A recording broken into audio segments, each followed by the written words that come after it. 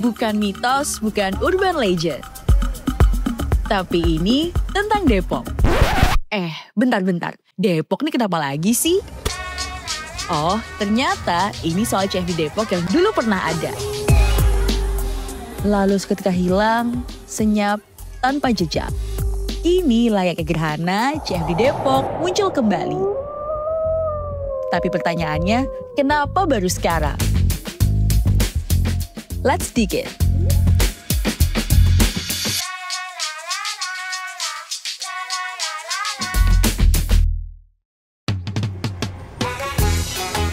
Ini CFD Jakarta, ini CFD Depok. Di Jakarta banyak yang lari dan bersepeda. Di Depok, wah, jajanan melimpah. Di Jakarta, anjing diajak jogging. Kalau di Depok, kambing diajak healing. Di Jakarta, abang none ikut meramaikan. Kalau di Depok, ada tung-tung sahur nih. Tapi, masa sih Depok belum pernah punya CFD sebelumnya? Nggak ada sih. Kayaknya nggak ada deh, belum ada, iya baru ini. Saya baru tahu yang baru-baru ini, Kak. Nggak ada. Bukan mitos, CFD di Depok sebenarnya sudah pernah ada.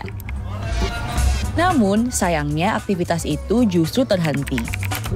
Selama masa vakum itu, beberapa komunitas dan kelompok lokal di Depok tetap mencoba menghadirkan aktivitas serupa secara skala kecil dan terbatas. Baru pada tahun 2025, CFD kembali digelar dengan format yang lebih segar dan terorganisir. Wali Kota Depok Supian Suri bilang tujuannya untuk membudayakan masyarakat agar gemar berolahraga dan untuk kurangi polusi udara di kawasan Margonda. Insya Allah kita akan terus berupaya bagaimana masyarakat Kota Depok nyaman berolahraga, salah satunya dengan Car Free Day. Dan mudah-mudahan juga kebersamaan silaturahim kita terus terjaga melalui Car Free Day. Dan yang paling penting kita menjadi bagian bagaimana menurunkan polusi udara khususnya di Jalan Margonda Raya. Demikian, terima kasih warga Depok, semangat terus berolahraga, semangat terus jaga kesehatan, insya Allah kita akan terus memberikan kemanfaatan. Tapi kalau tujuannya begitu, kenapa CFD Depok harus terhenti ya? Dan kenapa baru muncul lagi sekarang? Sudah ada, karena himbauan CFD itu ada, tapi dulu titiknya bukan di Margonda, di GDC.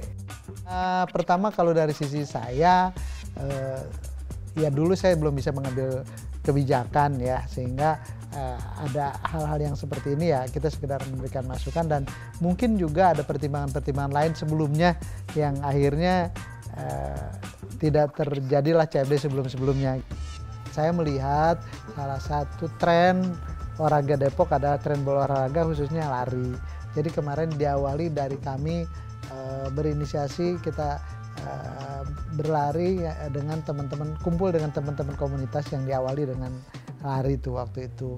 Dari pas selesai lari kita diskusi sebentar, kita menerima masukan, dan ada salah satu orang dari komunitas itu mengusulkan, Pak, kenapa kita nggak CFD buat wadah kita olahraga, intinya sih seperti itu. Di kesempatan itu saya tanya ke Pak Kapolres atas usulan itu, Pak Kapolres ada yang minta CFD nih gimana? Bisa, kata beliau, kita siap, ayo kita support, kita dukung, kata beliau gitu. Saya sampaikan, kira-kira siapnya berapa? 2 minggu cukup Pak Kapolres? Kayaknya nggak harus 2 minggu, kita bisa rapat lebih awal sehingga 1 minggu udah bisa disiapkan. Nah dari situlah akhirnya kita memutuskan, kita rapat, kita evaluasi, dan kita siapkan CFD pertama kali buat masyarakat Kota Depok. Dan ternyata di luar ekspektasi saya secara pribadi, kok antusiasnya luar biasa gitu. Saya hanya ngebayangin, nggak kebayang kalau ternyata antusias masyarakat untuk CFD Depok ini sampai seperti ini. Itu yang luar biasa. Buat warga Depok, CFD bukan soal jalan kosong doang. Ini soal punya ruang, punya panggung, punya momen. Ini jadi pesta rakyat buat warga Depok. Di CFD Depok, UMKM bertumbuh sampai komunitas pun hidup kembali. Nah, CFD sendiri sehari bisa ngejual berapa, Bu? Habis berapa?